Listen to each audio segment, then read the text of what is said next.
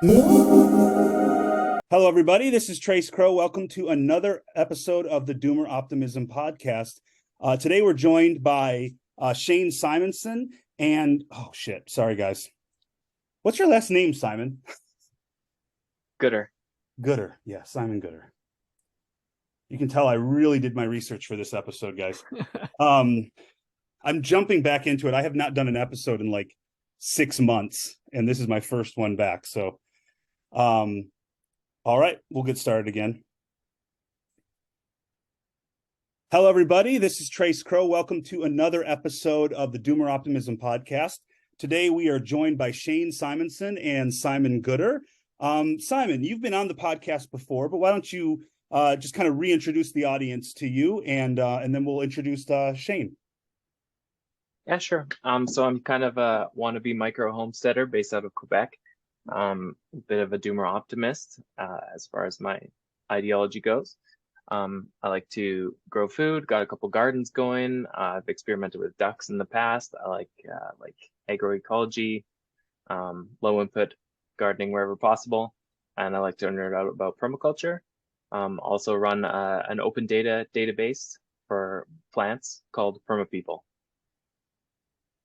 Excellent. All right, Shane, you're up. Why don't you tell us a little bit about yourself and the work you're doing? Shane is an experimental farmer and an author. So I'd love to hear about both sides of that. So take it away. Absolutely. So for the first part of that, I'm an experimental farmer from subtropical Australia. And I've been doing that full time for about 6 years now, since I managed to escape the rat race and get up here. So I blog about my experiences at zeroinputagriculture.com. And the primary philosophy of what I'm doing is to find crops and livestock systems that can be reliably productive without any ongoing inputs. So, for example, with my crop growing, I don't do any irrigation, and I do no pest control, and I only use fertilizer fertility amendments that are produced on the farm. So it's been a long process of trialing every single crop that I can get my hands on and different genetic strains of that, and seeing what actually wants to grow under the conditions that I already have, rather than trying to change the world to suit the crops that I think I'm supposed to be growing. So that's been a rather interesting process. And the other side of that, of my life at the moment, is writing science fiction. So for years, I've wanted to read a science fiction set in a hard sci-fi future, post-industrial. So, apocalypses get boring after a while. What happens afterwards? And I wanted to explore a society built purely on biological technology. So there's a lot of books that have, genetic engineering in fancy labs, and it's mixed in with spaceships and all these things that, as you become a realist about the resource base that we have here on Earth, it's like, that's not going to happen. We can stop dreaming about Star Trek right now. Yeah. Biology, I think, has a lot of untapped potential in its pure form. And you only have to look at the work of self-taught scientists like Luther Burbank, which a lot of people don't know about what he did. He proved there's so much potential to play around with biotechnology, to do crop breeding, and to bring out all sorts of potentials that have been overlooked up to this point. Yeah. Talk a little bit about that, about the potential of kind of using biology to move things forward. So a place that people can look back to for more detail, I did a post called Biological Alchemy, and it basically outlined all of the low-tech approaches that anybody today can pick up to start manipulating living things. So the primary one is hybridization. So if you look at the history of pretty much any crop in the human repertoire, it originated as a hybrid of wild species. And this isn't something that takes thousands of years. So in my local area are macadamia species. There's 4 wild species of macadamia. And one collector randomly grew 2 of them side by side, and they hybridized. And within their lifetime, within one person's lifetime, you have a multi-million-dollar macadamia industry that springs from that chance hybridization. And even humans, we're hybrids. We mix with Neanderthals and Denisovans and all sorts of other things that we probably haven't figured out along the way. And that's the kind of thing that anybody can do today. You can bring together different species that are compatible and hybridize them, and then from that initial, amplified diversity, select out something that suits your local conditions and your needs as a human being. How calculated or specific are you when you're choosing plants to breed together? Are you throwing them as many seeds as you can together, like landrace style, or like? Yeah, I'm a big fan of Joseph Lofthouse bringing back modern landrace farming.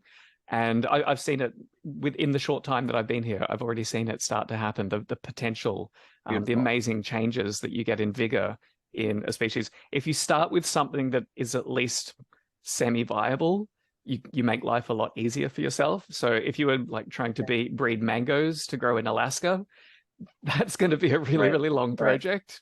So being able to just get the ball rolling is the most important part. A good example of this I've just started recently. In South Africa, there's an onion relative called society garlic, which a lot of permaculture people grow in the subtropics. You see it planted in the most common species planted in like roundabouts and like public gardens, because it's so hardy in our local conditions. And you can eat the leaves. They're kind of like garlic chives, maybe a little bit more acrid. But the genus has like 20 species in it. And some of them have more history of being used in South Africa for edible purposes, and they all hybridize with each other. So I've gathered together some of the species that people have grown as like, collectible ornamentals, and I've started hand pollinating, and I've got my first seedlings coming up now. And it's really just to fill another niche in my agronomic ecosystem, because I have a really good strain of shallots, spring onions, everyone calls them different things in different countries, that are incredibly vigorous now that I've hybridized them and selected them for a few years. But they're still a long-lived annual, kind of a short-lived perennial. The society garlic would be a genuine long-lived perennial that even when we go through our drought periods, which we get every decade or so, they just keep producing. Oh, wonderful. Yeah, tell me how did you get into this? So as a child, I was a biology nerd, so I grew all sorts of weird plants, and I was lucky enough to live on the edge of suburbia, so I kept mantises and octopi and all sorts of crazy things as pets. I went into research science, ended up doing chemistry, since it's a bit more employable than pure biology, which, it paid off in terms of opportunities, but eventually decided I wanted to run away from academia, particularly around the GFC.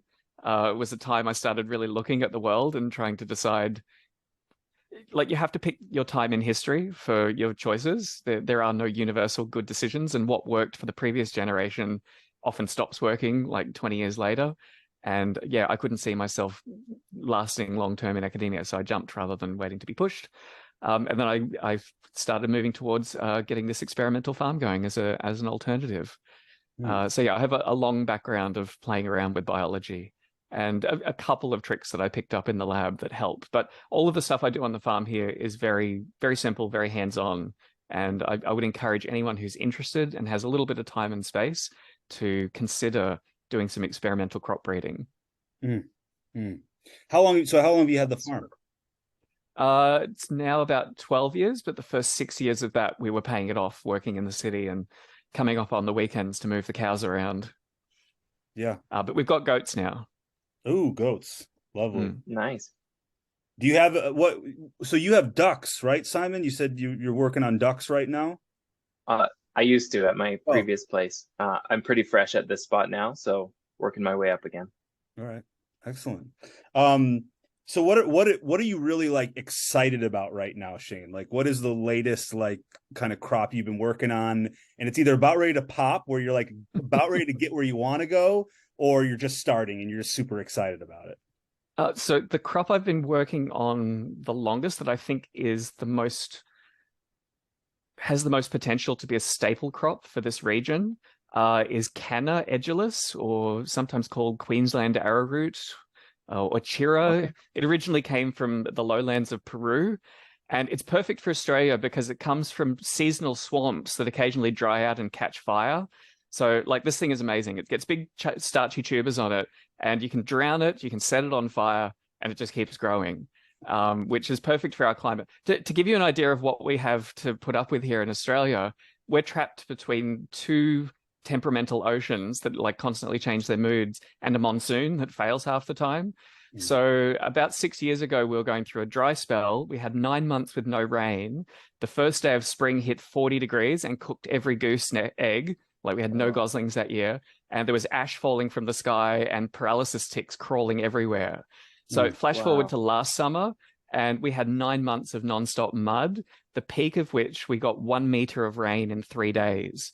And so when I'm a big advocate of staple crops, like if you've only got a small amount of space, grow vegetables, like, and get that freshness premium that industrial systems can't deliver. But in the long run, we're going to have to come up with locally adapted staple crop landraces that can actually support a whole diet. And it's not something to panic about, but I think it's going to take multiple generations to get the systems really solid. So I developed a parrot-resistant strain of maize, like white flour corn, and I was really lucky to get the starting genetics. And we've got clouds and clouds of parrots here that just rip every grain apart that I've ever tried to grow. But I managed to breed a strain of maize that can stand up to them, and you still get a crop. But the problem is you need moisture when you sow them, and you need relatively dry weather when you harvest. And we only get that maybe 50% of these seasons, and that's not reliable enough to build a society on. If you look back at traditional societies, they usually had a crop failure about 1 in every 5 years, and they'd get through those years with the stored grain from the previous year. And, you know, the system it'd get a bit stressed, but they'd move on. If you had 2 crop failures in a row, that's when you had a proper famine. One of the reasons Australia probably never developed complex agricultural civilization is we have these really erratic climates year to year. If you look at the average, it looks lovely. It's like, you know, we should be rolling in food. But then you swing back and forth between being extremely wet and extremely dry about every 10 years. So this canna crop is something that could potentially get around that, because you can set up stands of it, like you can establish it during the good times. It persists during the dry times. But even better than that, unlike most other root crops, it's actually a starch crop. So you grind up the tubers, and these really large starch grains separate out really easily and dry, even when the weather's wet.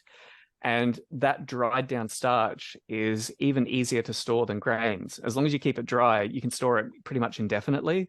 Whereas in our humid climate, even if you're careful with like dried maize, after a couple of years, it starts to deteriorate. The insects and the mold get into it, and it's just not particularly healthy to eat. Not like it's only a carbohydrate, really. Like you need other elements to make a full diet. But if you don't have energy, if you don't have, you know, that calorie to fall back on, then the system isn't going to hold up in the long run. Oh, that's cool. Do you subscribe to any sort of specific methodologies when you're working with this stuff, like systems on your farm and stuff like that? It's funny. Probably the closest I come to is Fukuoka. And it's funny, if you read his work really closely, he warns people, don't imitate what I'm doing. This isn't a recipe of what to do. It's a process that you have to adapt to local conditions, and you have to explore what's actually possible in your territory.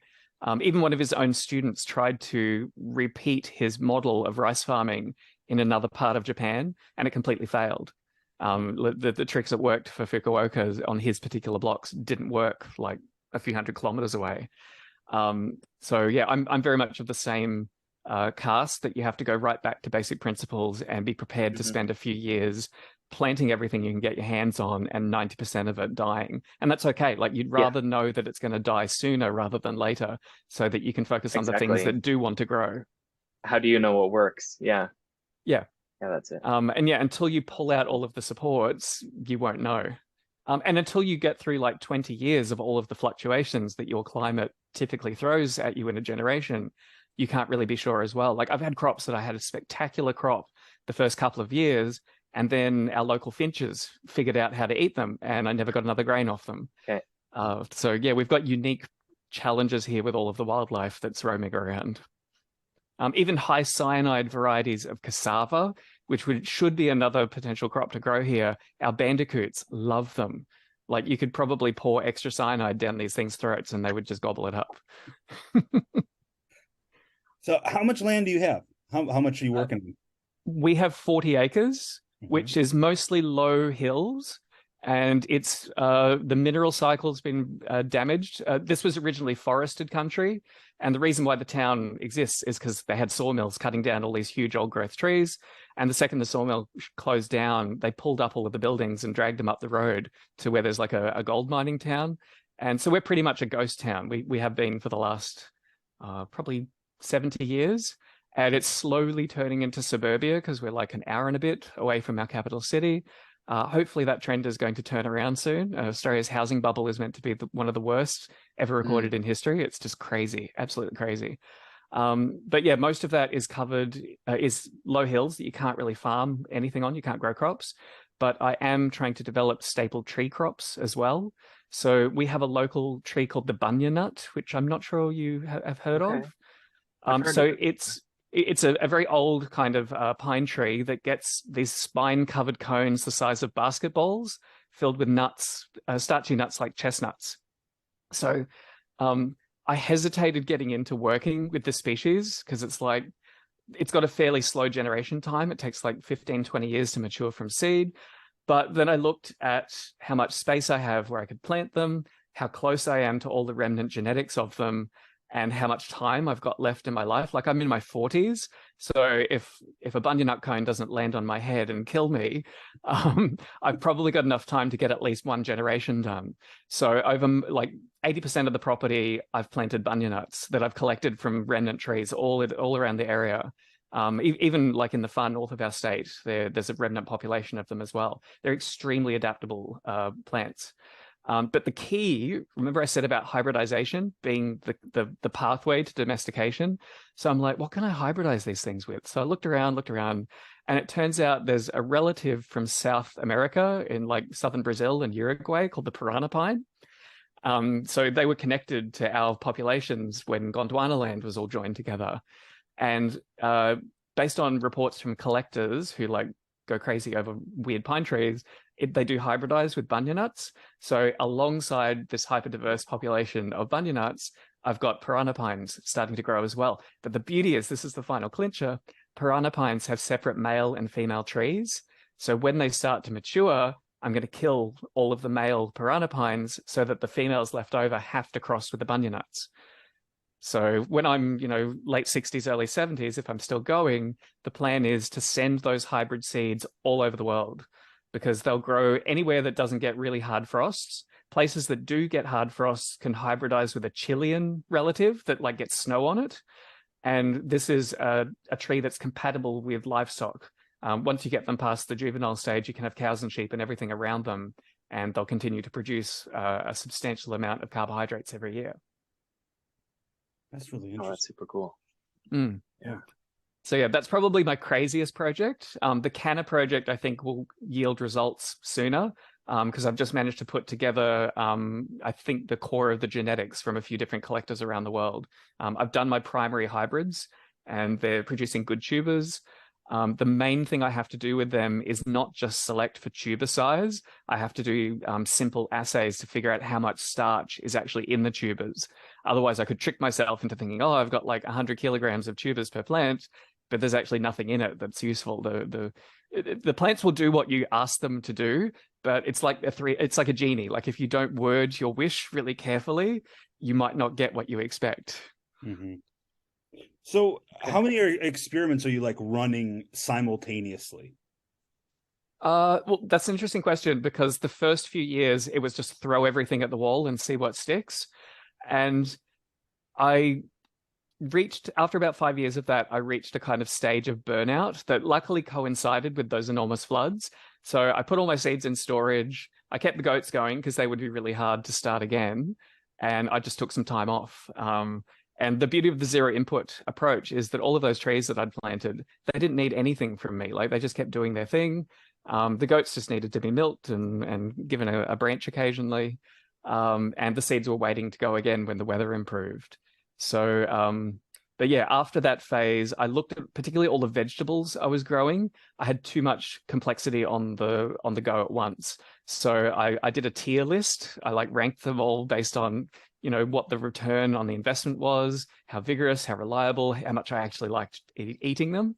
I think a lot of permaculture vegetables fall into the, oh, I grow this because someone else told me that it's edible, but I've never actually gotten around to eating it kind of thing. Or the leaves are hairy or something. Yeah. Yeah. There's just something unpleasant about it that you haven't figured out. Like, you don't want to ruin dinner by adding a handful of it because everyone will complain. So that kind of cultural adaptation to match the crops takes time as well. Yeah, sure. But yeah, I've massively narrowed down my vegetable diversity to probably a dozen varieties, which, you think about it, that's like 6 in the warm season, 6 in the cool season. That's more than enough.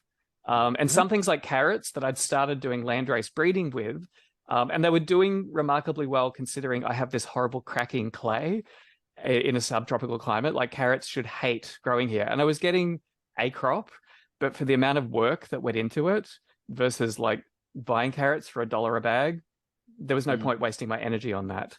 So yeah, I slimmed down my vegetable complexity to leave more breathing room for my stable crop work, which it kind of it wasn't getting the full attention it deserved. You can have too much diversity.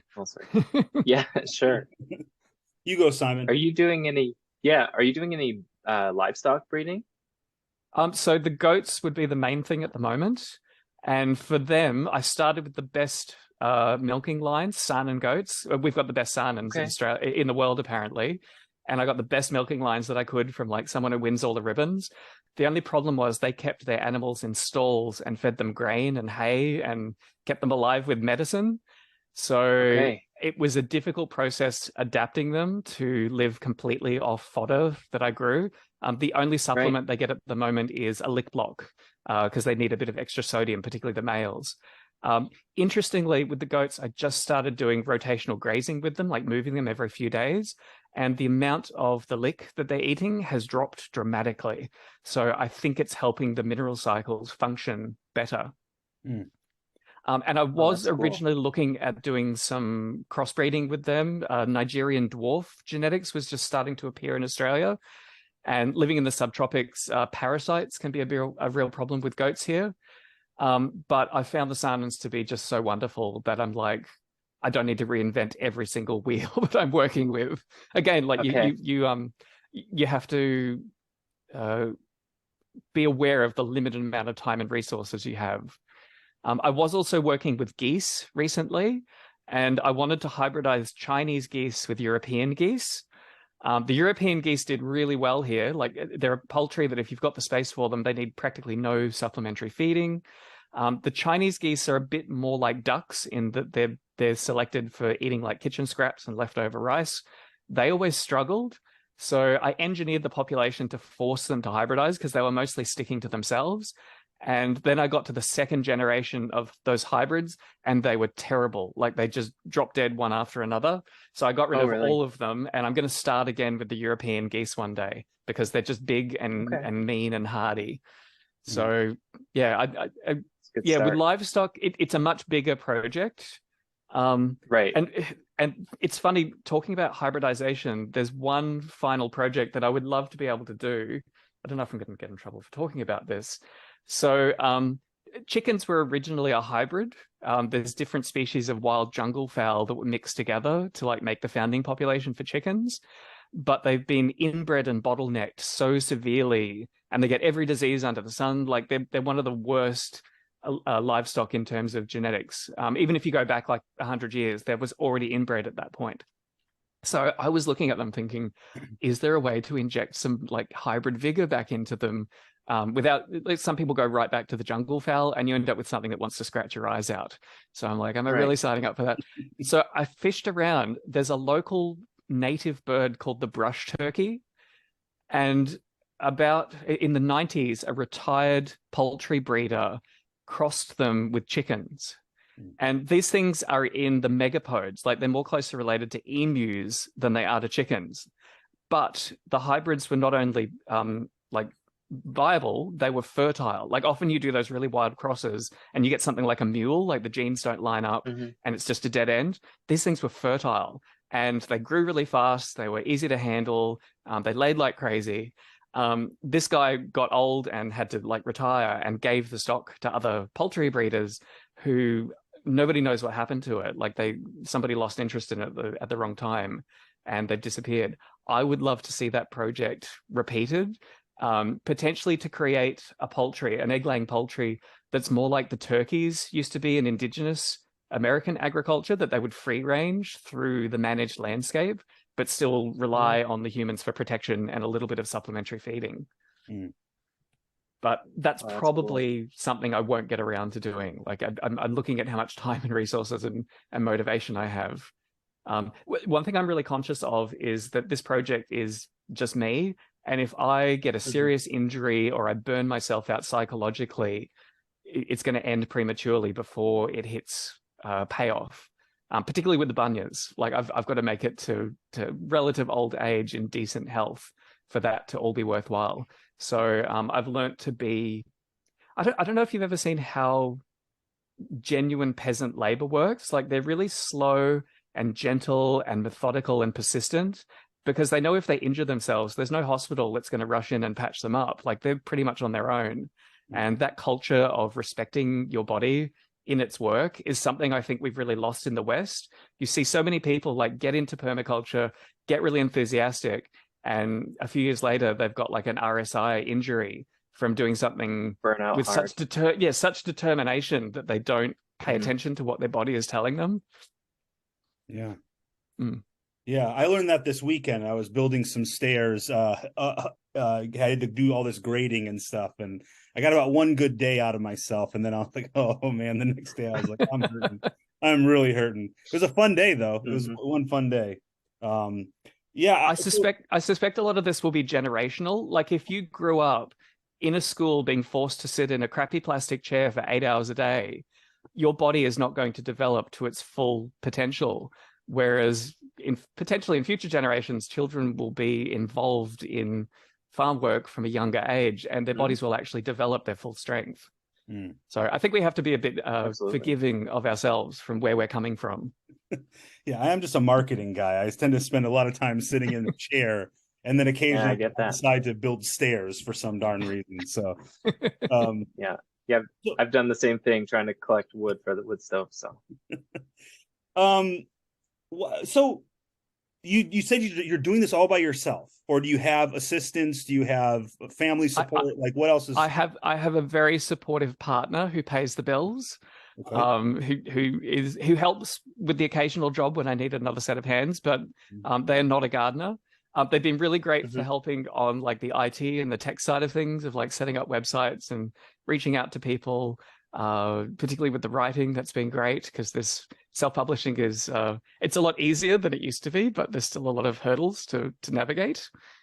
So yeah, I'm very grateful for that. And in some ways, having two passionate gardeners work on a project can be complicating, because like you're constantly disagreeing about what plant should go where. So I'm grateful in that respect. Yeah, I feel that. What? So I'd kind of set the stage for us. Like, so you've got 40 acres. Are there sections that are devoted to certain experiments? Do you have like more biodiverse, I guess just areas that are a little maybe more wild? Like what's your land layout look like? That's a good question. So I've got about a third of an acre of flat land close to the house that I use for vegetables, and that's right next to the goat shed. So the manure is right near where I need it. I'm always cutting branches for the goats, so the leftover wood from that gets turned into biochar, which I just do in surface pits and quenching it at the right time. I don't use all the metal contraptions, because I mean, you just make them and then they rust within a couple of years. I'd rather find a simpler way. And that's the only real soil texture amendment that I use, because we've got a very, very strange cracking clay. So the rest of the place is mostly low hills. 10 acres of that is for rotational goat paddocks that they use every day. But I'm starting to learn to herd the goats outside of those areas. Most of the rest of that area is planted with bunyas and fodder trees, and it's really just been let go. But particularly as we go from a really wet season through to dry, I'm going to have to do some management of the biomass with the goats to minimize the fire risk.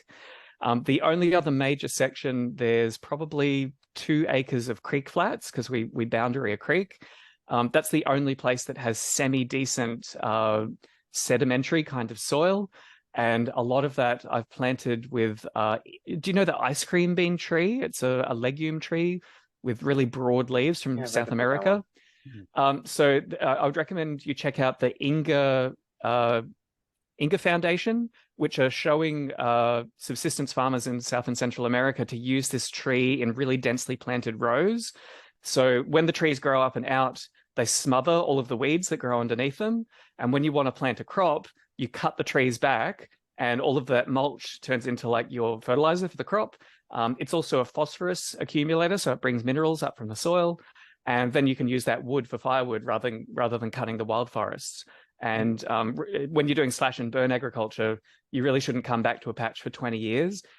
This Inga ice cream bean alley system is getting consistent yields year after year. I think they've been going for like 20 years now.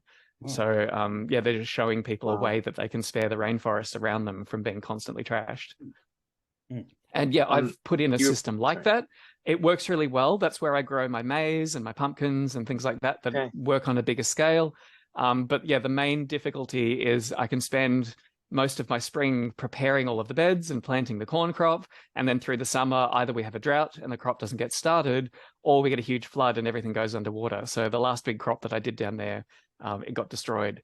So in the long run, I'm probably going to switch over to seeing how I can integrate the ice cream bean trees with canna as a staple crop, because it will continue growing in semi-shade. And what I would be doing is cutting back the ice cream bean in order to give it extra light so that you produce a crop that's worth harvesting that year. But if I don't harvest a crop or it goes underwater, I mean, it just avoids all of the issues that come from annual crops when you just have to have everything line up perfectly to get a finished product. Right. You were saying that where your farm is now, was that part of the area that was logged? Yes, yeah. And the mineral cycles have been broken here. Like people can't raise cows anymore unless they're constantly on mineral X. Okay, so what does the local ecology look like now? It's mostly horse paddocks that are full of weeds. Yeah, and then what you've planted? What I've planted has turned into weeds that are like 6 feet tall at their peak, which the neighbors are. Some of them are horrified by it because they're kind of, baby boomer neat freaks. Other ones see all of the wildlife that's pouring out of my place and they love it. And it's funny because if we ever lose the ability to like run mowers and whippersnippers all over the landscape constantly, it's going to look like my property and people are going to freak out.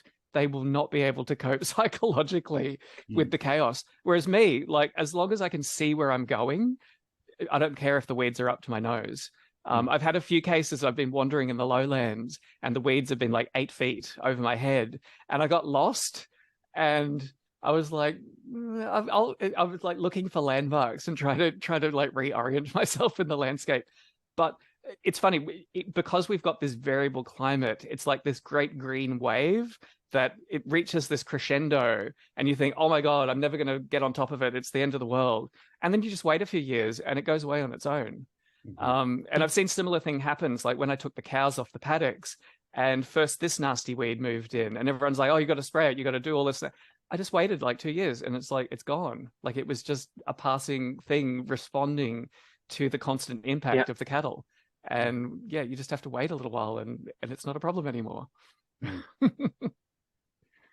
What are your long-term goals with this? I mean, obviously you have some specific goals with like the banyan trees. Is that what it's called? Banya. Yeah. Banya. Yeah.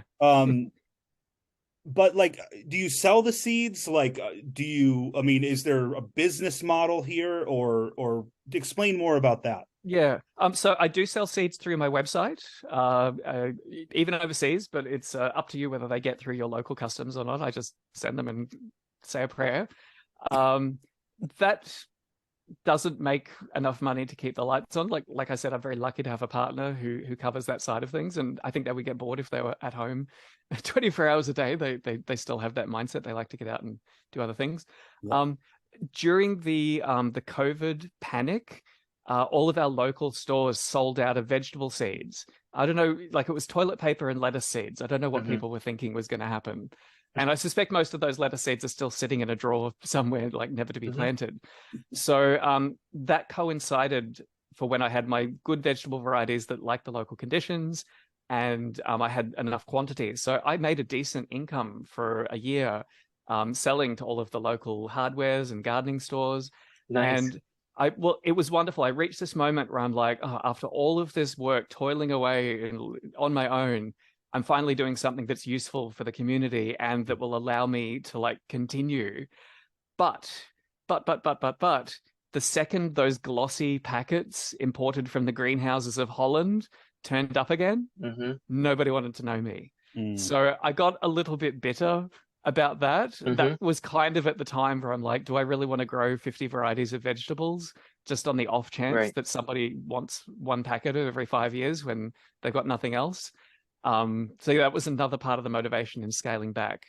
But again, it's the kind of thing, fads and fashions come and go. So you just have to be ready to jump on an opportunity. And I suspect the trend will only continue as time, continues, as events unfold. So I'll just bide my time and try not to take it personally. And I did have early ambitions about producing all of my own calories, all of my own food, just even for a year as a kind of experimentation. I'm starting to accept that given my limited physical strength and my advancing age, that wouldn't necessarily be the best use of my time when I can buy a bag of rice for $1. And instead, I'm focused on getting my staple crops to the point where I can put 1 day's worth of work into them and get 2 to 3 days worth of food back. So it's the return on investment of the system that's more important than the overall, tick the box. Yes, I produced all my food calories this year. Because then in theory, if people had nothing else to do with their time, the system can be scaled to the point where people can actually survive on it. Right. And you write about all of this, right? Like you have a blog, you're kind of like sharing your experiments as you go along. Absolutely. Yeah. So I've been blogging for a few years now at zeroinputagriculture.com. I've moved on to Substack as well too, because I think some people find their authors to look at through there. And eventually one of these days, I think when I have more solid results under my belt, give me another 5 years at least, I might write a non-fiction book kind of summarizing everything that I've done along the way. But nice. I'm not a huge fan of people who write books based on principles that they actually haven't lived and seen them work with their own eyes. So I'm going to be patient with that project. But the fiction has been a good kind of... Oh, sorry. I was just going to say, I think what you're doing with zero input agriculture is super cool. And I would love to read a book about it. Like it's highly valuable so far. I mean, yeah, give me time. And I'm going to have the same problem that Fukuoka has, that I'll be talking about specific details of what worked for me. But you could travel 20 kilometers in any direction from here and none of it would work if you just copy the recipe. So I'm going to try and make sure I focus on the principles about how I made the decisions and the strategies I used along the way. And this is a sad reality. Like some people might move onto a block of land with high hopes that is just, it's just impossible for it to support people. For context, like there is no tradition of pre-industrial agriculture where I live. It was colonialism coming in and digging up the gold and cutting down the trees. And then it morphed into suburbia, like running on fossil fuels. And there's indigenous practices that go way back. And there's useful things in there, but there's also possibilities of melding that with modern approaches and modern crops too. So yeah, it's whatever ends up as a result will be a hybrid. There's that principle again that mix things together and allow them to interplay and pull out what actually works from that combination. So I'm going to kind of play devil's advocate here, okay? Right, when it comes to hybrids, when it comes to kind of blending things, right? Sometimes you get something that can be invasive, right? Invasive to the natural ecosystem. Have you encountered that? is it not real? Is it the kind of plants you're using that's not really a big concern? Or how do you address that? Or do you even have to address it? It's funny, like there's long-term and short-term issues here. So my long-term approach is that the weeds are going to be the only thing that save us in the long run. Like if there'd been a weedy tree that grew all over the Middle East during the early phases of agriculture that stopped them turning vast regions into deserts, they probably would have, like, those civilizations might have had a chance of bouncing back. So yeah, I'm very grateful for weeds. And it's funny, like I used to go around pulling out, like the camphor laurel tree is a major weed in our area. Now it's a valuable resource because my goats love eating it. It's like one of the best mineral-rich trees that they can feed on. And yeah, I think a lot of our focus on invasiveness is a really short-term, almost like a projection. Like we want to put all of the blame on this one particular nasty plant that we've learned to hate. It ultimately is there because of us. And it's probably doing more good than harm relative to humanity if you really weigh it all up. A really good example of this is lantana, which is a major weed in Australia. So the lantana that we have here in Australia doesn't grow anywhere else in the world. It's actually a hybrid of 2 or 3 relatively well-behaved ornamental varieties that people used to grow. And the only reason it became a weed is because it's not palatable to cattle and it loves growing in places where people cut down forests. So, and that's pretty much the whole of our East Coast. We cut down all of the trees. We tried to force cattle onto it, and we created this perfect niche. And, you know, these relatively unassuming little ornamental plants that we were growing in our gardens got together and brewed up something completely different. And in the long term, the places that they've kept cattle out of, they've probably done more good than harm to the landscape and the ecosystem. And usually what happens, you know, you wait 50 to 100 years without disturbing it, the canopy closes again, the trees grow through this stuff, and you go back to forest. The soil pH changes, and it's gone. Yeah, we have something similar, you know, a similar kind of case like this, right, with kudzu here in the Southeast United States, right? And the funny thing is that kudzu really only grows at the edges of forests, right? Well, the problem is in an area like Atlanta, everywhere is the edge of a forest because there is no actual closed canopy. So kudzu is able to go wild, but you know, all it's really doing is just pulling down. It's not like it's pulling down old growth. There's no old growth forests anywhere. It's just pulling down the pines that we planted 70 years ago. And I'm curious about, you know, flash forward a century, what comes out of that, right? When trees, when more native trees or whatever trees are left, those seeds grow up, they close that canopy. We stop having as many highways and big stretches of open canopy, right? And that kudzu doesn't have a niche anymore. Like it doesn't have an opportunity to that's it. Explode the way it is. We created that niche.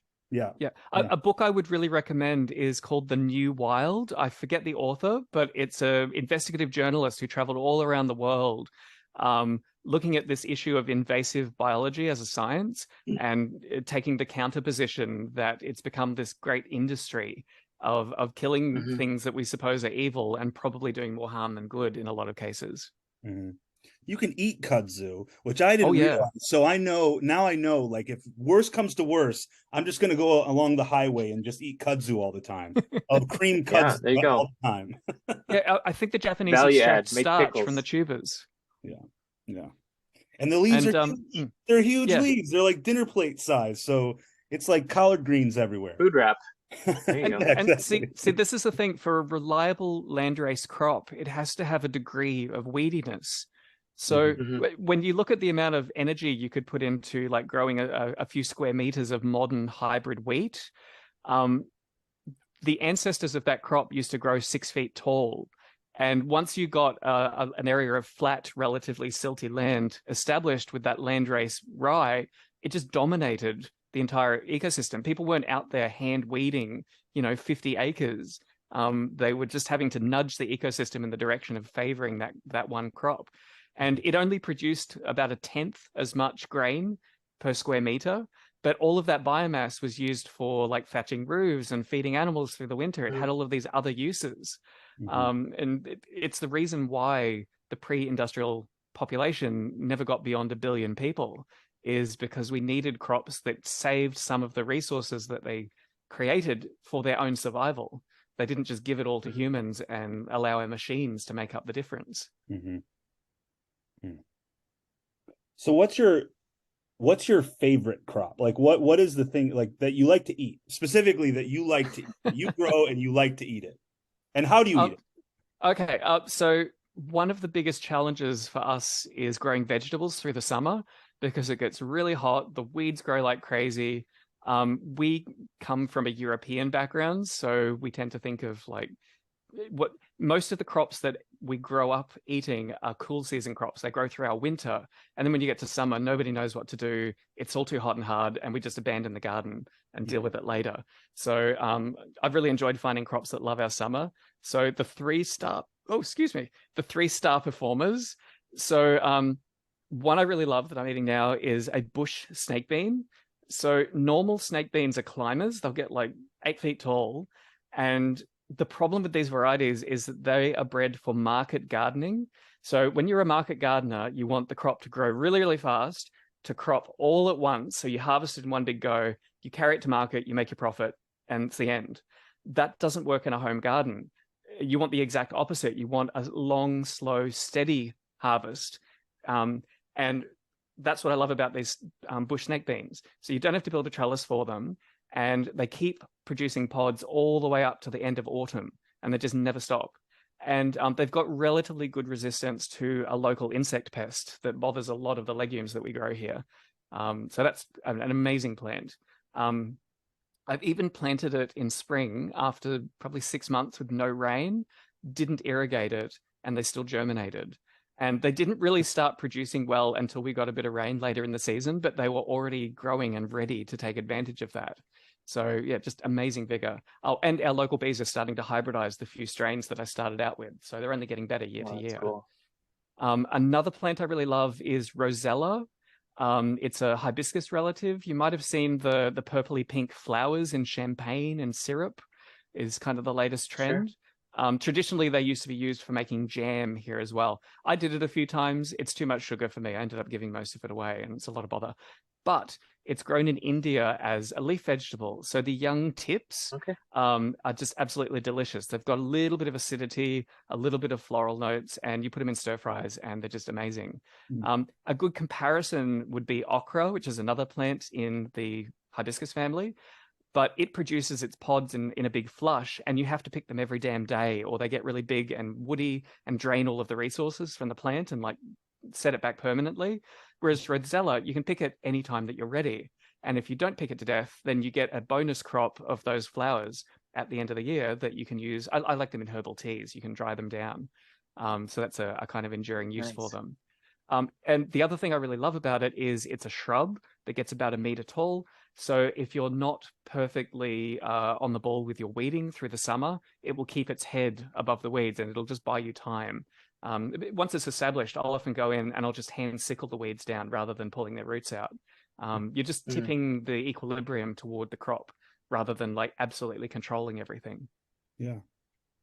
And there were 3 that I mentioned. What was the third one?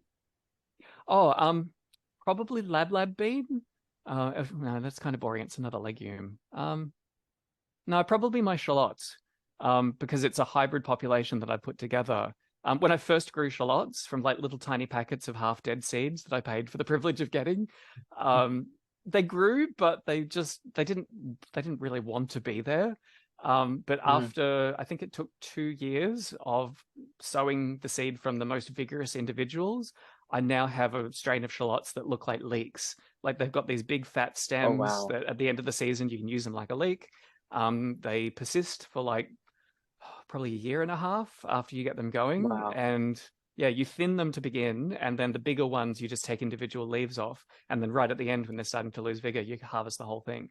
When I abandoned the vegetable garden, I was still harvesting them like 9 months after I did nothing with the garden. I just turned my back on it other than occasionally going out to pick things. So when you talk about like weediness and invasiveness, that's what you want. You want things that have at least some ability to stand up for themselves in your local conditions. Hmm. Do you have But again, that's all vegetables, and vegetables are great, but they're only like 10-20% of the diet. If you don't have a staple crop to fall back on, and I'm not a doomer in terms of fast collapse. I think this is going to unfold over the next 2 to 3 generations. But while we have to take advantage of the resources that we have now, and it's relatively easy to source seeds from all over the world. People in the US and Europe have bigger advantages in tapping into government-run seed databases. That's where I got my stock for my corn that I developed. And that database, the government-owned database, was sold to a commercial seed consortium like a few months afterwards. So if I lose that corn strain, there's no way for me to create it again. So those Such opportunities an advantage won't having last. all those genetics. Absolutely. That's the one thing that you can't just, well, if you try and create a crop from absolutely nothing, then you're looking at a much longer process. If you start with something that's already close to being a crop or has some chance of adapting to your conditions. But yeah, you normally need like a dozen distinct genetic strains as a foundation to start doing that work. And there's never been a better time in history to put that resource together. Fast forward another 50 years, that may not be an option for future generations. So do it while you can. And share that seed. As soon as you start making progress, give it away to everyone. Like the seed that I sell, I do it pretty much at cost. Like I'm not making a lot of money from this. And if people come to me and say, oh, I really want to try this, but I've got no money, I'll usually dig into my own pocket because I'm that keen to get this stuff spread around the world, around my neighborhood. Do you have a greenhouse? Or anything like a greenhouse that where you do seed I do. Yeah, I do. So when you first buy seeds, the quantity is usually really small and the vigor is often not very good. But the aim is always to get to direct sowing the crop as quickly as possible. And yeah, all of my vegetables have reached that stage. With the cannas, I can do direct sowing, but I usually still start them in pots and then transplant later. But once you've got them growing, you can dig up the tubers and divide them. And you dig a hole, you throw them in, you put the clod of dirt back over the top without even crumbling it, and they're fine. Like they have got real vigor in their genes. That's awesome. Yeah, that's super cool. I feel like I've been dominating Simon. Sorry. Do you have any do you have any questions about his experiment with farming? I do. I want to know if you're growing any fun fruits or anything, being in the subtropics. Yes. So fruit and veg both get a lot of emphasis in permaculture. And now that I've started doing them at scale, I've realized they're fun, but they're like the icing on top of the cake. But there are some fruits that do really well here. So we have a very similar climate to Eastern South Africa. And there's a fruit from there called the K apple, Kei. And it's covered in these monstrous thorns. They're big, honest, rhinoceros-repelling thorns. So I don't mind them. Like after working with cacti as a child when I was collecting plants, the little tiny thorns that work into your skin, I hate them. But these things, they're very upfront about what they'll do to you if you run into the tree. But they get an apricot-like fruit, and they're incredibly tough. Jaboticabas do really well here. Oh, I'm collecting persimmon genetics. Growing seed-grown persimmons. I really love them because the fruit are resistant to birds and bats, because we've got fruit bats everywhere here. Right. But if you pick them just when they're starting to ripen and finish the ripening indoors, you don't have to do any protection. Jaboticabas are really good too because they ripen really quickly. So again, you don't have to do any netting if you get the timing right.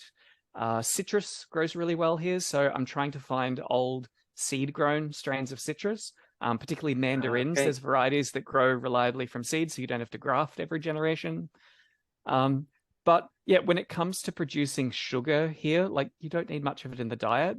And if that's your main target, you're better off growing sugarcane and learning to process that, or keeping bees. So we've got a neighbor that keeps bees that I swap goat yogurt with all the time. I thought about doing bees myself, and I knew that I'd probably neglect them and not do them justice. It's much easier to find someone else to specialize in that skill who's on a smaller block. And his bees are all over my property. I've got bee fodder everywhere among the weeds. So I'm just getting back what they're borrowing. And bananas grow really well here too, but they're a dead-end crop because they're a sterile hybrid. You can't do any breeding work with them. So they're not the kind of thing you can really rely on. Some people are experimenting with plantain type bananas here, the starchy ones. And because of our fluctuating climate, they're not reliable as a staple crop. Oh, I think we might have lost Simon. Yeah, I think he said he just has to put a kid to bed. I love it. Yeah, it's very Doomer Optimism. Yes. That was actually usually the first question I ask is, do you consider yourself a Doomer Optimist? And if so, why? If not, why not? And we're kind of getting to this more towards the back end of the conversation. Yeah. But yeah, no. Does that moniker fit you? Do you feel like it fits you? The second I saw the channel, when I first picked up on you guys, I was instantly, it's like, yes, that is exactly who I am. Because in the early stage of like learning all of this stuff with peak oil and how fragile everything is, and the great churning of civilizations in history, it's very easy to get caught in that kind of panic phase. And you have to be like in those early days around the GFC, when I was like giving up my academic career, I was like, am I doing the right thing? Is this just a panic and it's all going to blow over, and it's not going to happen for hundreds of years if it happens at all? So I learned to live with my 1 foot in each world, to do experimental farming in a way that, if Star Trek happens tomorrow and we enter this post-scarcity economy, that I'm not going to regret the way I spent my life. And like, I love growing plants. Like, I've done that my whole life. So it wasn't a big stretch for me to enjoy doing that. For somebody who just learns about, peak oil, and they hate gardening and they hate being outside, to run off into the countryside and try growing food, I think that's a really bad life decision, because you're probably going to regret it sooner or later. So I think people have to find their niche in the system and find hope on the other side too. And I'm very much about the hope. And that's what my fiction is about. It's about exploring what could come after industrial civilization that isn't just Mad Max, on repeat, or going back to the caves or medieval times. And yeah, the power of biology to decouple from industrial technology, I think, is something that we're overlooking. And a big inspiration for me too is when you study the Neolithic revolution, like when agriculture and civilization first happened in its narrow sense, that was a biotechnological revolution. All of that was built on a few hybrid staple crops that changed how people could live, changed how they could relate to the landscape and how they could organize their society. And none of the fancy stuff, none of the kings and the swords and the giant stone temples would have been possible without those two wild grains hybridizing, and then hybridizing with a third grain, and falling into the hands of humans who were paying attention to what was happening around them. I think that the beauty, so many Doomer optimists kind of come to this kind of the land and a relationship to the land is an answer of sorts, right? It can lead directly. Many of us see a direct line from that act to a certain sort of civilizational salvation, right? But it is at least a personal salvation, right? It's an enjoyable way to live your life at the very least, despite all of the noise and all the other stuff going on. That is still a worthwhile way to spend your life. And I think that that is probably why so much of the heart of Doomer optimism does tend to revolve around homesteading, land stewardship, this kind of sense that in the rituals of growing food, in taking care of animals and taking care of family, there is a sort of salvation in that, regardless of what's going on at the macro or microeconomic, level. I see what we do as creating a durable seed that's going to wait for the right opportunity to germinate in the future when it's really needed. It's like me. I don't feel guilty that I buy rice from the shop to like cover half of my calories. Half the other half are coming from my goats. Like, I can't keep up with the milk some days. But I'm creating resources that I can hand on to future generations for the time when they'll need it. I've got another little thought experiment that I often run through as well. Like, people often talk about the unexpected power of exponential functions in terms of like suddenly being overwhelmed by growth, but you can flip that around on its head as well. So at the moment, the average global birth rate is 2 per 100, and the average global death rate is 1 per 100, round numbers. So if you know 100 people, assuming that like you're not just on Facebook and you don't know any real people anymore, but if you had 100 people in your life, that means every year 2 babies come into the world and 1 person dies. You go to 2 baby showers and 1 funeral, and that's normal. But that gives you a 1% growth rate year to year, which means every 70 years the population doubles. And that really quickly turns into a massive ecological problem. Okay, but flip everything around. So now in your 100 people that you know, there's 2 funerals every year and 1 baby born. And now you have a net 1% death rate. And has your life changed dramatically? Are there bodies piled up in the streets? Are people running around screaming? No, it's pretty much the same. But when you do the maths, it means the global population will halve in 70 years. And a planet with 4 billion people on it instead of 8 billion people opens up a whole lot more possibilities about how we can live in the world as we find it. Yeah, and finding new ways to, we're also just, so much of the world is being used in such an astoundingly wasteful way, right? Yes. I think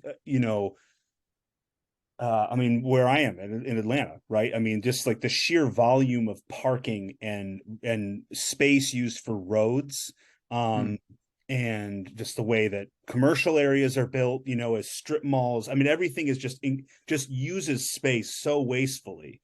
And there's a lot of ways we could alter that, where it's not, doesn't even require population to go down. It's just using the space differently.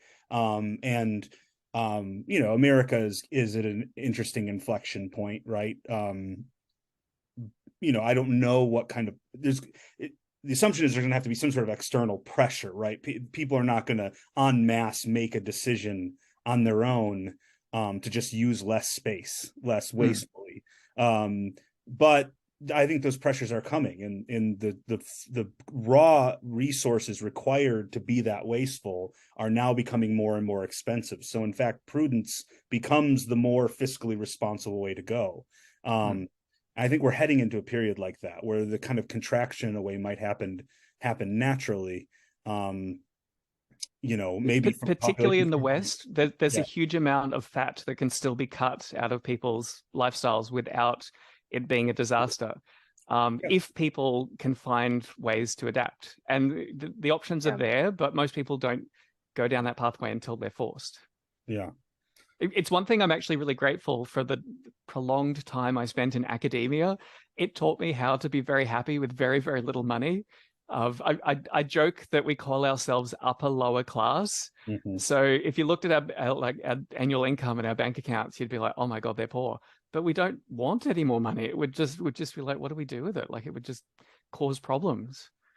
It's been interesting because on the farm, I've done everything by hand, used hand tools. Like I could have bought all of this machinery to do everything faster, but I've realized that doing things slowly has the benefit that when I make a mistake, I make it on a small scale and I realize it's a mistake before I plant, 5,000 of that particular tree and realize, oh, no, I don't want that tree. I want something else. Or like reshaping the landscape with, all this heavy machinery, putting swales everywhere, only to realize that it doesn't suit your soil type and your climate. You've imposed something on the landscape on an industrial scale. It just doesn't work. And you don't find out until it's too late if you've got too much power behind your decisions. Yeah, that's very profound. Yeah, I think that societally, certainly in the West, where we need to learn that lesson and quickly. Yet we're making huge, generationally important decisions on, without thinking about it. I mean, I hate to keep coming back to Atlanta and freaking cement, but that is our dominant export crop is cement here. But like, I mean, they've spent 10 years building this like 50 or no, yeah, like $50 million, like essentially it's a gigantic roundabout, right? Mm. And they've been spending 10 years building this thing. And it's like, oh, like this thing is like the size of like 4 NFL stadiums, like the amount of space and resources taken up building this thing for this assumed demand and traffic down the road. And it's like now it's even more ludicrous because it's like, well, you guys are going to complete it just in time for the US to start collapsing, and demand for traffic like that, falling through the floor. So I would love, I don't know about you, Simon, but I would love to hear more about your fiction. You've kind of been alluding Oh, to of course, it yeah. Yes. throughout the podcast, but I'd love to hear more about your world, where you Absolutely. are in writing it. Yes. Have you published anything yet? Like where's the journey? Tell us all about it. So I'm relatively new to the writing game. I managed to get a short story accepted into one of John Michael Greer's anthologies. So that was a really, really lovely start. The Cli-Fi parody anthology that he put up recently. So I had a lot of fun with that. So the work itself is a few months away from publication. It's a series of 4 novellas. So each one is a relatively short read, but they build to a bigger story, which I think is great these days. Like for me, the cost of buying an ebook, it's a few dollars. Like it's not a huge investment, but it's the time I put aside for reading that book is what I'm really that's far more valuable to me. So that's why I went for novellas. So yeah, it's set in a distant future where industrial technology as we know it today is pretty much forgotten. There's like basically no trace of it left. So yeah, after 30,000 years, there's only a couple of hints of industrial technology that are being maintained, and a couple of new kinds of humanity have appeared, very similar to how Homo sapiens appeared in Africa and then just took over the whole planet really quickly. The reason why modern humans, Homo sapiens, managed to do that was probably because we could cooperate with each other more effectively. So a domestication syndrome that seems common in animals is that you can reduce our reactive aggression. So some animals, wild animals, you put 2 of them in a cage, they're just going to tear each other apart. But modern humans seem particularly good at not automatically turning on strangers. And that allowed humanity to become something like a superorganism of all of these little tribes of hunter-gatherers spread over the planet who used to swap technology and culture and mates with other people who were right next to them. So even in Stone Age times, like before civilization, you would find obsidian being mined in one location, turning up like thousands of kilometers away in arrowheads because it's been passed hand to hand to hand all the way along. So my new next step in humanity basically is trying to extend that process. It's like, what would we need to do to become more like a multicellular organism on a cultural level? And I don't know how much I want to give away with that, but it's mostly set in Australia and New Zealand. Because yeah, it's a story that's meant to unfold as you go through it. But so how did you handle sci-fi is all. I'm an author as well. I tend to focus on horror generally speaking, but like science fiction has always freaked me out because I'm always like, I'm not intelligent enough to make a prediction, so I don't even want to try. For me, thinking about this far future that you're discussing, the thing that would trip me up as an author would really be the ecology. Like, what is the Earth like then? And how did you address that? Well, one thing I could possibly delve into is it's all very well to like create this perfect society that you imagine, but how do you get to that point from here? So in this future, I'm imagining the ecosystem has basically been completely taken over by humanity, as a kind of fairly obvious endpoint of where things are going. But one of the difficulties is how do you go from a more spontaneous ecosystem to a fully managed one? So I think this is my theory about something that actually happened in the past.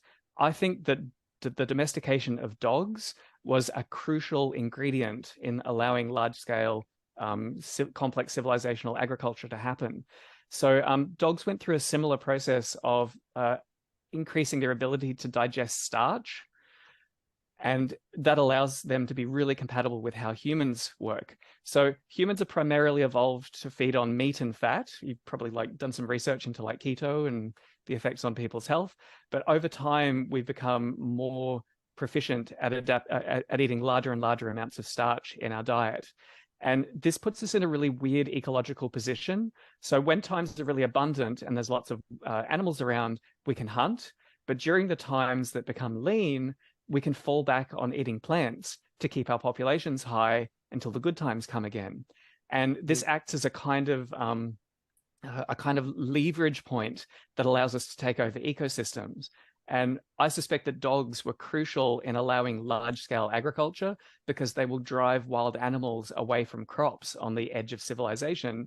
And you don't need to feed them with meat. You can feed them with leftover bread and boiled potatoes and things. They function on the surplus of that agricultural system, which creates a synergy because you can create more grain and feed more dogs and then grow more grain. So I project in my books a similar thing happening in the oceans, that people living along the coasts have domesticated a giant groper species that they control its breeding, like it swims into channels along the coast, but they maintain artificially elevated populations of this omnivore that just eats everything in the surroundings by feeding it surplus starch from the land. So that allows a process of starting to colonize the oceans themselves. And there are plenty of mammals that have gone from land-based to living in the sea that have adapted their kidneys, that they can drink seawater, that they don't need fresh water anymore. The reason why we don't have more plant life growing in the oceans is because of usually a lack of phosphorus and iron. So before the planet developed an oxygen-rich atmosphere, iron and phosphorus were freely dissolved in the oceans, and there was just life everywhere. Like the whole ocean would have been green with algae. But as the oxygen levels rose, all of those minerals precipitated out and sank to the bottom. And now, if you're a plant floating around on the surface of the ocean, there's nothing there for you to build your bodies out of. There's no phosphorus, there's no iron. If you add those things in, suddenly things start growing again. So one of my big ideas in the book is that this new kind of humanity is going to develop forms of floating agriculture that have the potential to colonize the entire ocean surface, to turn that desert that's been pretty much devoid of life compared to other ecosystems for the last, 2 billion years, to bring that back to life. I mean, it's like 60% of the planet, and we're doing very little with it other than scraping it for fish. Oh, that's pretty interesting. I like that. So the book is set. The book is set at the time when humanity in Australia is preparing for that big push to start spreading out and colonizing the oceans. But there's an older kind of humanity that has that's built on a really odious form of slavery that is through most of Eurasia and Africa. The Americas are still relatively wild and untamed. So they represent an interesting place that I should explore in later books if I get that far. But yeah, the first two books are set in New Zealand. The second two are set in Australia. But they're aware of what's happening in the rest of the world. I've always been really fascinated by that, that the fact that there was this period where there were multiple human-like species coexisting. I heard a theory that the kind of internal, the uncanny valley, that feeling we have about robots, maybe an actual holdover from when we would encounter things that looked human but weren't human. We had this immediate not necessarily revulsion, but just sort of let's be a little bit wary. This isn't actually a person.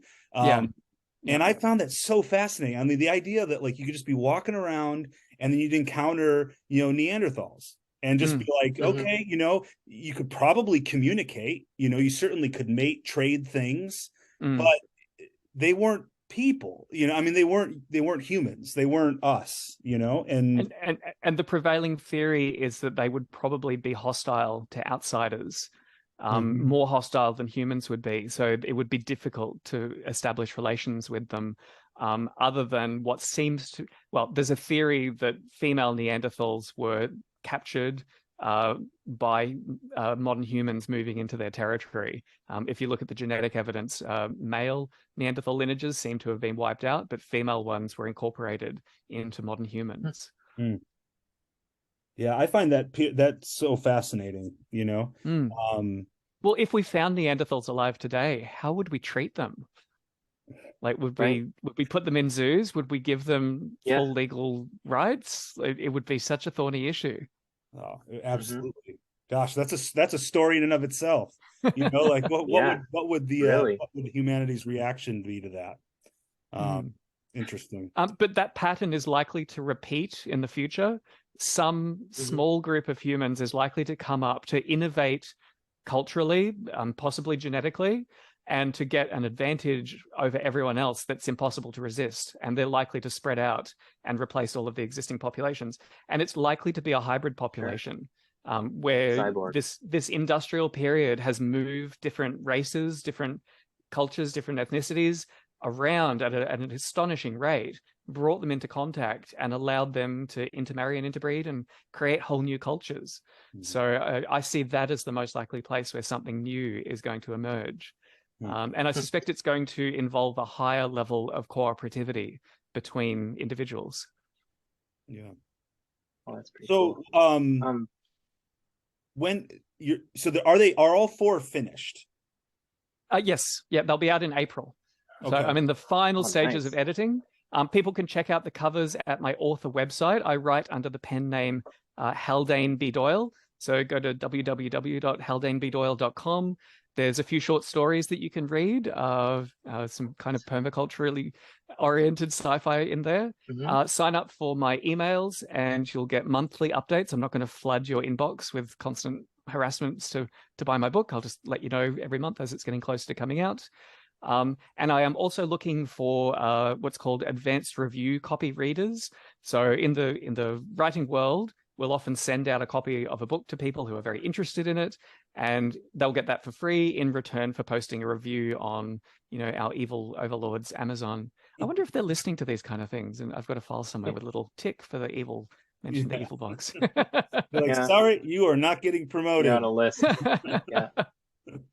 So sorry. No, you go, Simon. I'm sure. I'm bogarting it. It's okay. I wanted to ask about the world building of your stories, but I read some of the microfiction on your site. Oh, lovely. Is that part of the same universe? It's part of the same ethos, but not directly related to the universe. Okay.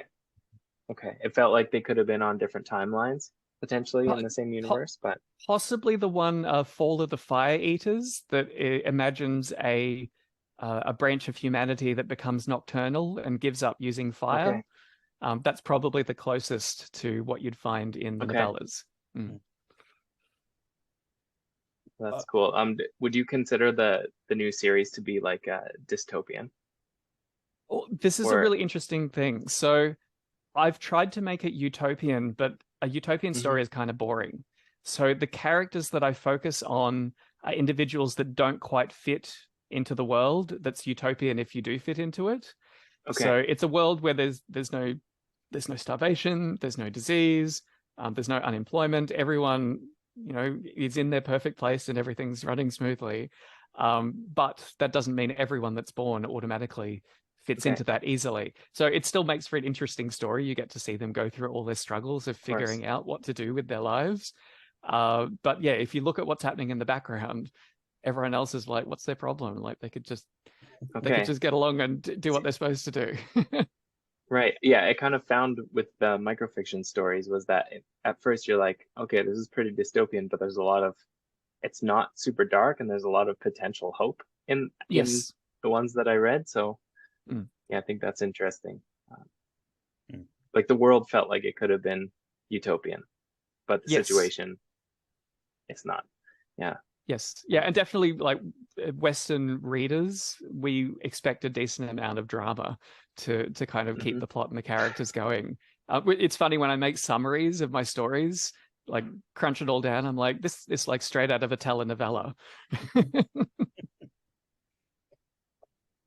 Yeah.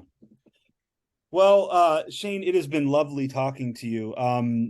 Why don't you kind of run one more time down how people can get in touch with you, where they can find your writing, both your fiction and your nonfiction, and just kind of, this is your chance. This is your chance. Yes. Show your stuff.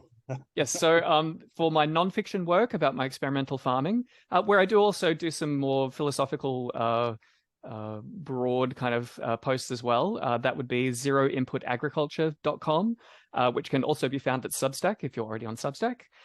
And you can buy seeds through me as well if you're interested in any of my varieties, or drop me an email through there, and I'm always happy to talk to people. For my fiction, you can find me at haldanebdoyle.com. That's my pen name, which I'm just keeping separate for the fiction. So that website is up.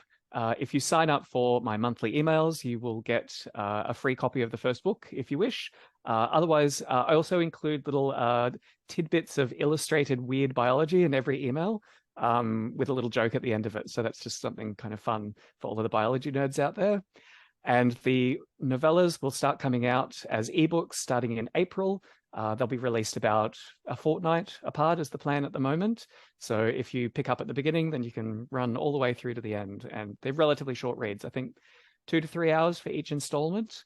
And it's a set in a future of purely biological technology as the foundation for a new kind of humanity. Excellent. Nice. Well, sounds great. I'm looking forward to it. Yeah, me too. Oh. It sounds really lovely. Hopefully I haven't painted myself into a really bizarre niche, and this is something that people are looking for, new ways of thinking and hoping about the future. Because I wrote these stories for people who used to read science fiction, but then became kind of peak oil civilization collapse aware. And Star Trek seems a bit silly and a little bit insulting when you develop that mindset, that outlook on the world. And apocalyptic fiction, I mean, just turn on the news. Like, you don't need to read a novel or even watch a movie anymore. You just get the cliff notes from the news these days. So yeah, I think people are hungry for science fiction that explores a plausible, hopeful, interesting future for humanity. Lovely. Thank you, Simon, as well for joining us. It's been a really great conversation. Thank you all so much. No problem. I agree. Thanks. Same to both of you. Thank you. Música